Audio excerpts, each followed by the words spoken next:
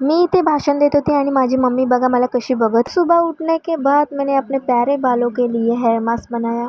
इस hair mask में अलसी के बीज, मेथी के बीज और एलोवेरा और राइस फ्लावर है, जो कि मेरे बालों को अच्छा होने में मदद करता है। मैंने अच्छे से अपने हेयर पर अप्लाई कर लिया था। मास्क अप्लाई करने के बाद मैंने अपने बालों को जोड़ा बना लिया और बाद में मैं योगा करने स्टार्ट की।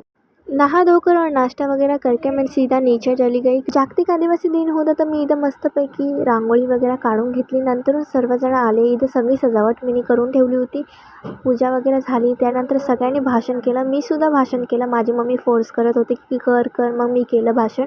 आणि त्यानंतर आम्ही सर्वांनी नाश्ता वगैरे केला, ज्यूस वगैरे पिला आणि मला खूप सारे चॉकलेट मिळाले। यातून माधुरीताईचे चॉकलेट पण आहेत, ते माझ्याकडेच राहिले। नंतर बायांनी मस्तपैकी फोटो वगैरे काढले, तारपा डान्स वगैरे केला आणि मी माझ्या पप्पांना घेऊन आली रॅलीमध्ये आणि खूप छान होती ही रॅली। सगळ्यांची वेशभूषा, कला, परंपरा, संस्कृती या रॅलीमध्ये मला आज बघायला मिळाले।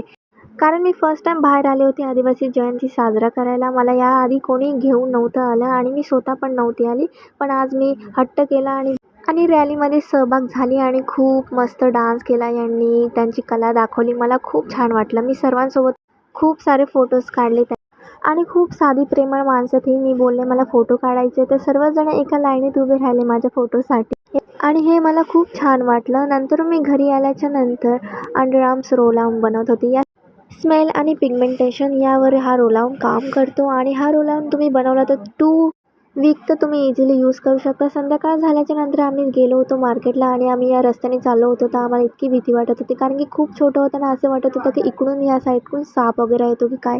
मग आम्ही मस्तपैकी मार्केट फिरत होतो, शॉपिंग वगैरे करत होतो। आम्ही खूप सारी शॉपिंग वगैरे केली आणि घरी आलो। घरी आले होते तर लगेच माझे पप्पा मला फोनच्या शॉपमध्ये घेऊन गेले। तिथं मी फोन बघत होती, पण मला जो हवा होता तो मला भेटला नाही, म्हणून मी तिथून फोन नाही घेतला आणि मी घरी आले आणि चुपचाप लाडू खात बसली होती।